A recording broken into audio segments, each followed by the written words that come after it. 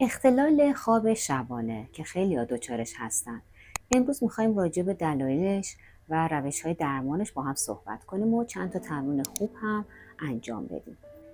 علت این مسئله میتونه مرتبط با تغذیه اون روز شما یا مثلا مناسباتی که داشتین در ارتباط با دیگران باشه، یا مثلا اینکه عادت‌هایی که شما دارین. برای مثال غذای شبتون رو دیر میخورین، یعنی فاصله شامتون با خوابتون خیلی کوتاهه، یا مثلا محرک‌هایی مثل کافئین، قهوه، چایی، اینجور موارد رو نزدیک به خواب مصرف میکنین، یا اینکه تا دم خوابیدنتون همش سرتون تو گوشیتون هستش. اینا میتونه خواب شما رو خیلی مختل بکنه. حالا چیکار بکنیم که از این حالت دور باشیم؟ قاعدتاً چای و قهوه رو به زمانهای مربوطه به حالا تایم روزتون منتقل بکنید و شب استفاده نکنید. ترجیحاً شامتون رو سبکتر و با فاصله از خوابتون انتخاب بکنید.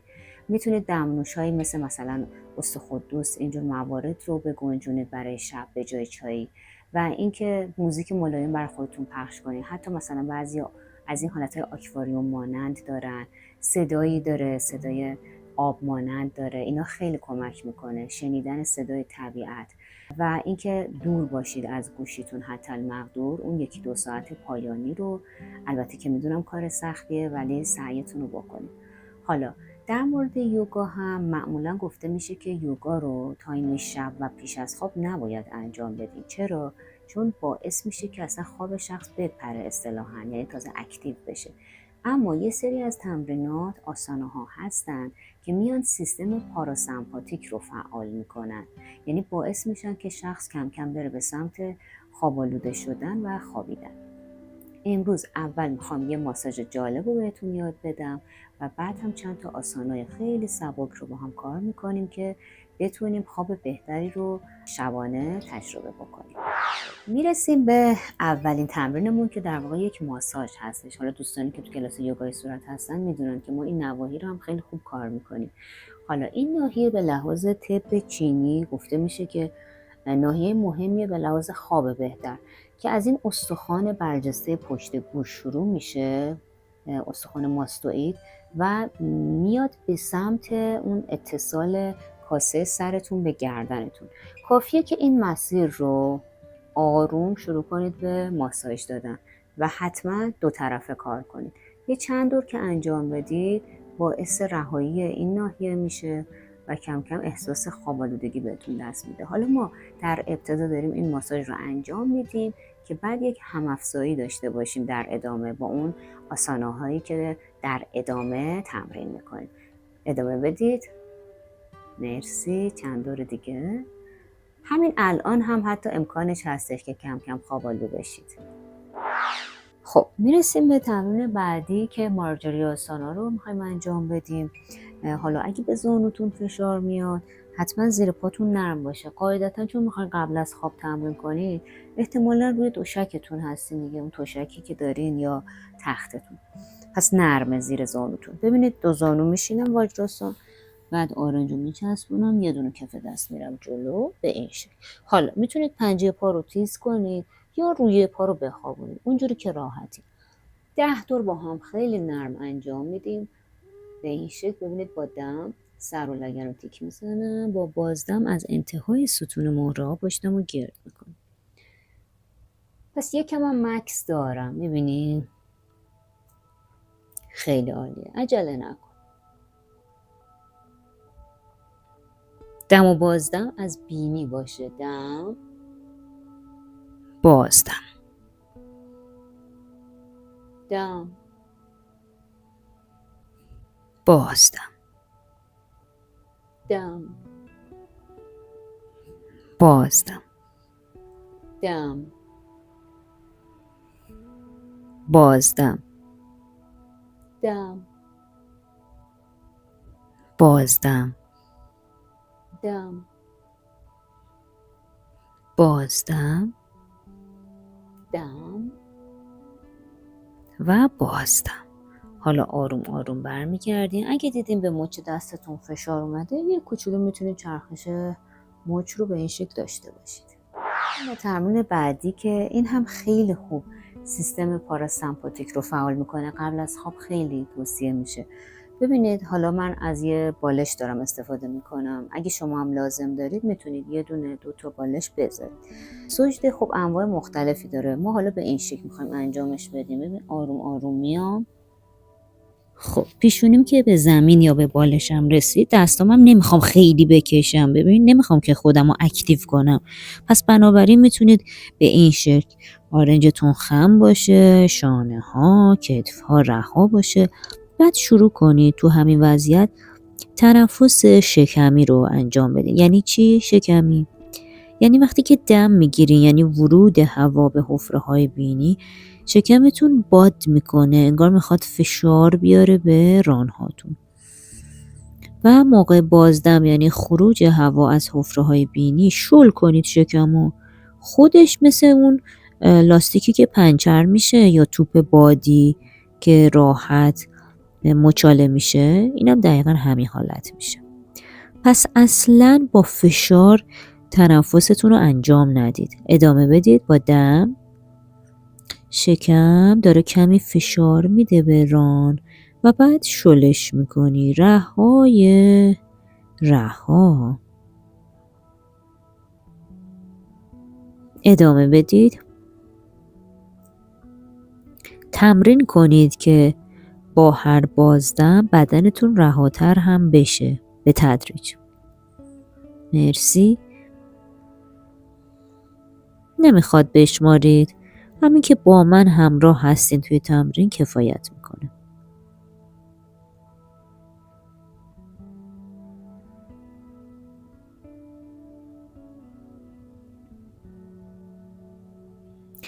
آرام و عمیق نفس میکشید.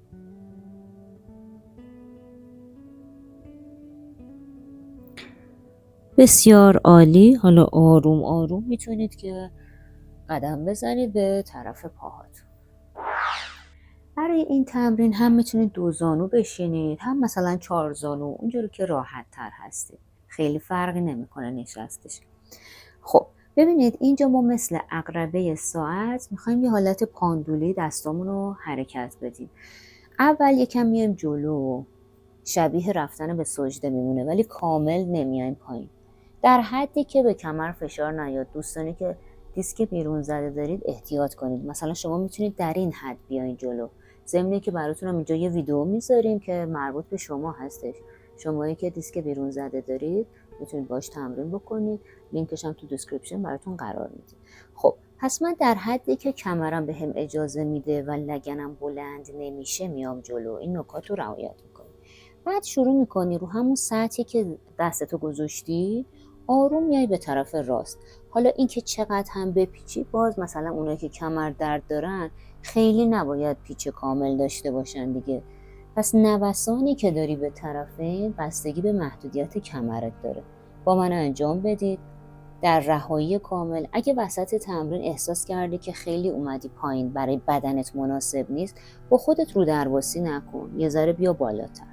میتونی در این بازه حرکت کنی، هیچ اشکالی نداره. ببینید. مرسی. خیلی آروم. همچنان داریم روی فعال کردن سیستم پاراسمپاتیک کار میکنیم. مرسی. لگن بلند نشه. دقت کنید. بسیار عالی. کافیه. حالا که اومدیم وسط آرام آرام برمیگردیم. خب حالا به پشت دراز کشیدم. میتونم بالشم هم بذارم زیر سرم. دستامو یه جایی میذارم که مزاحم پاهام نباشه. برف پاکن ساده. یعنی لازم نیست که بالا تنتون پیچش داشته باشه. میبینید پاهامون آروم مثل برف پاکن حرکت داره. خیلی نرم انجام بدین. حتی میتونید چشماتون هم ببندین. به ویژه که توی تمرینات قبل کم کم رفتیم به سمت خواب‌آلود شدن. کاملا درسته. آرام. هم جهت و آرام. نفس جاری از بینی. لازم نیست حتما شکمی باشه. عادی نفس بکشید. آرام. مرسی. ادامه بدید.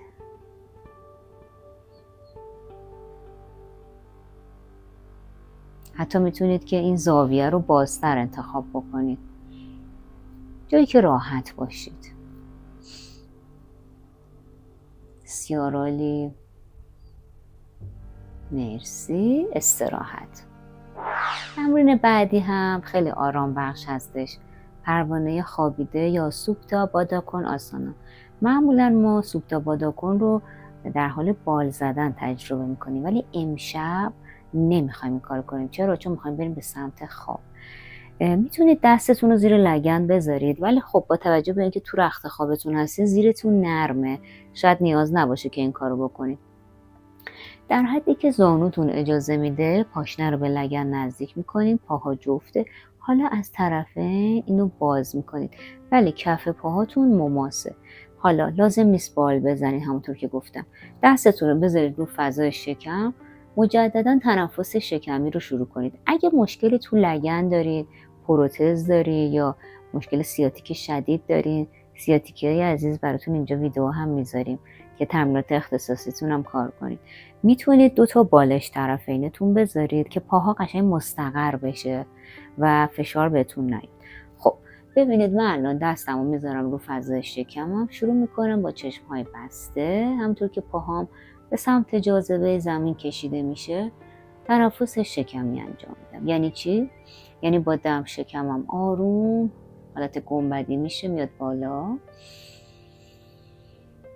با بازدم آروم ناف رو رها میکنم و حس میکنم که گودی کمرم انگار به زمین نزدیک میشه. ادامه میدیم.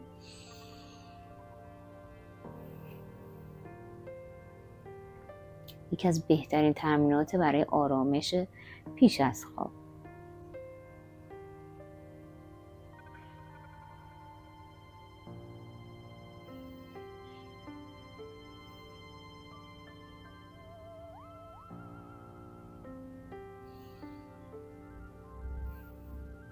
ادامه بدید. دهان بسته، چشم ها بسته، با بینی نفس میکشید. با هر بازدم بدن رو رهاتر کنید.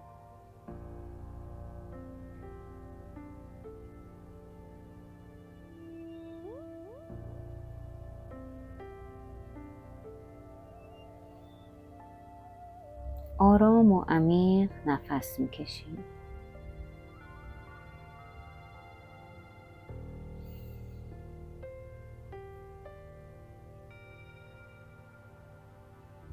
خب حالا میخوایم از وضعیت خارج بشیم. آروم پاها رو به هم میرسونیم، سر میدیم، استراحت میکنیم. میرسیم به تمرین بعدی. یه پیچ خیلی ملایم میخوایم انجام بدیم. اینجا هم باز دوستان کمردردی حواستون باشه دیگه، میتونید بالش بذارید. دوستان پریود هم همینطور. ببینید به این شکل این پا رو میذارم بالای زانوی چپم، رو زانو نه بالای زانو. بعد دست دیگر رو پشت پا میگیرم، آروم اینو هدایت میکنم. ولی قرار نیست که حتما برسونیم، چون نمیخوایم اکتیو بشیم، میخوایم فقط در رهایی تمرین انجام بدیم. عضلات کمری رو اگر رها نگه دارید کمک میکنه که پیچ رو در رهایی اجرا بکنید. کتفتون بلند نمیشه. آروم سر رو به سمت دست راستتون ببرید. اگه مشکل کمر یا پریود ندارین میتونید حتی تا 10 نفس شکمی بمونید.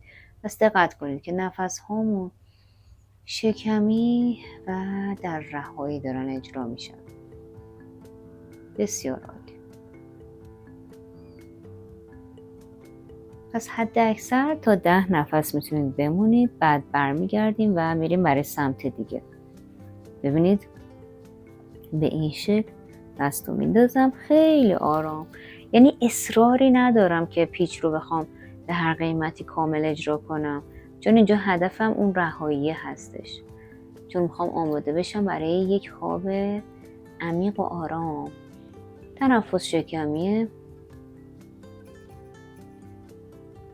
تا 10 نفس میتونید بمونید. هر مقداری که اون سمت موندین این سمت هم به همون مقدار مکس میکنید. وقتی که عضلات کمر رو شل میکنید خود به خود پیچ رو راحت تر میتونید اجرا کنید بدون فشار، در رهایی کامل. و آرام آرام برمیگردیم.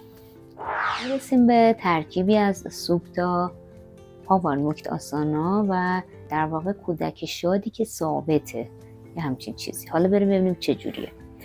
ببینید من پای راستم رو به این شکل میارم روی شکم. حالا اگه کسی تو این وضعیت به کمرش فشار میاد، یه کوچولو پاشو خم نگه داره. یا اگه مثلا کسی زانوش اذیت میشه، میتونه دستشو زیر ساق بذاره. پس خودتون تنظیم کنید. شروع کنید یه چند تا نفس شکمی، شانه، گردن این رو رها باشه لطفاً. با دم شکم قشنگ پر، با بازدم نافتون رها. ادامه بدید. مرسی. خب حالا همین رو تبدیل میکنیم به اون پوزی که برای کودک شاد همیشه میگیریم. باز اینجا هم اصلا با زور و فشار انجام ندین، به ویژه اونا که پروتز دارید، مشکل سیاتیک دارید، به هیچ وجه. در حدی که راحت باشین. حالا دستتون اگه میرسه به کف پا که میرسه، نمیرسه هم باز خودتون رو اذیت نکنید. خب یه چند تا نفس هم اینجا میمونیم. انرژی آپانا، انرژی لگن، سیال میشه که خیلی آرام بخشه. بعد جای پا رو عوض میکنیم. ببینید، پس اول اینو اجرا میکنم. تنفسم شکمیه، کتفو با هر بازدم رها و رهاتر میکنم. مرسی. ادامه بدید.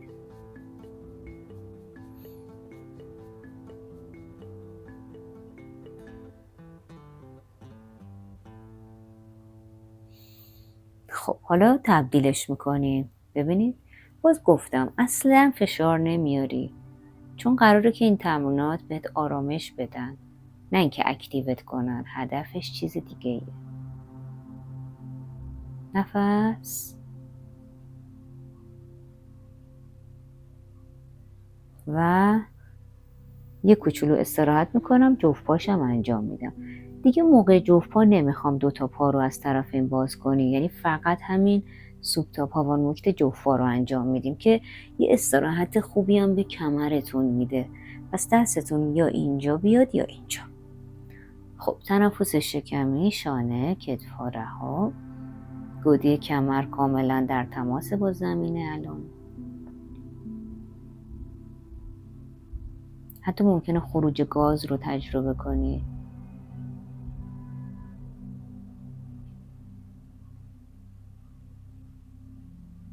تنفس شکمی.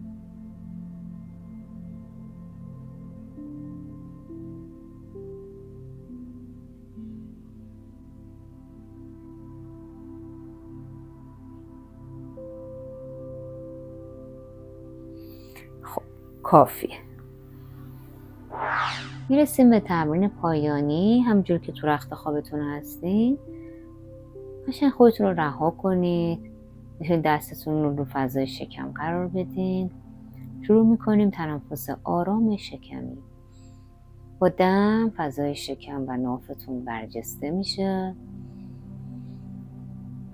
با بازدم نافتون رو رها میکنید. لازم نیست که ضربه بزنید، فقط رها کنید و این رهایی انگار منتشر میشه در تمام تنتون. دم و بازدم. با هر بازدم انگار یه سنگریزه رو میندازین داخل آب دریاچه. یه امواج آرام بخشی رو از خودش ساطع میکنه. در تمام تنتون پخش میشه این آرامش، این رهایی.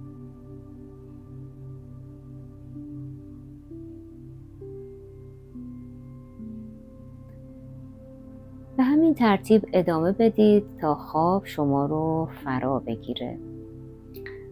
براتون 2 ویدیو خوبم میذاریم. یکیش تمرینات آسانه هایی که برای بیخوابی خوبن و یکیش هم مدیتیشن پیش از خواب. خواب خوبی داشته باشید.